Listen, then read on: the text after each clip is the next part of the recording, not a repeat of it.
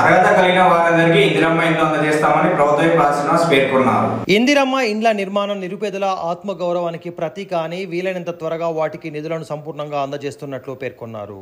చందుర్తి మండలం కొత్తపేట గ్రామంలో రాష్ట్ర ప్రభుత్వం నిర్మిస్తున్న ఇందిరమ్మ ఇండ్లను శాసనసభ్యులు పరిశీలించారు. లబ్ధిదారులతో మాట్లాడి పూర్తి వివరాలు తెలుసుకున్నారు. శరవేగంగా పనులు సాగుతున్నాయని, నిరుపేదలకు గూడు లేని వారికి ఆత్మగౌరవంతో ఉండాలన్న ఉద్దేశంతో ఇందిరమ్మ ఇల్లు మంజూరు చేస్తున్నామని పేర్కొంటూ, గత ప్రభుత్వం వేములవాడలో డబుల్ బెడ్రూమ్ ఇండ్లు అని మోసం చేసి మధ్యలోనే పనులు ఆపివేసి నిరుపేదలను వంచనకు గురిచేసిందని అన్నారు. ప్రతి నియోజకవర్గానికి 350 ఇండ్లు నిర్మిస్తున్నామని ఈ సందర్భంగా ఆయన తెలిపారు. ఆది శ్రీనివాస్ వెంట పలువురు కాంగ్రెస్ నేతలు, లబ్ధిదారులు ఉన్నారు.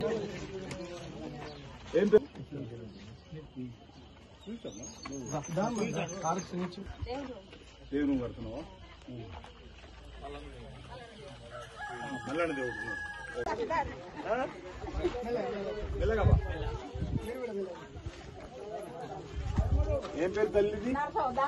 నడుస్తావా? అది అయినాక మీ ఖాతాలు నోటి 1,00,000 పడ్డాయి కదా. ఇప్పుడు లింటలు కాగానే మళ్ళీ 1,00,000 పడతాయి, అంతేనా? అది చెప్పండి, ఎప్పుడు ఎట్లా పడతాయి చెప్పు. ఇల్లు ఒకటి కూడా పక్క 3 కడుతురు కదా. సంతోషం, శుభాకాంక్షలు.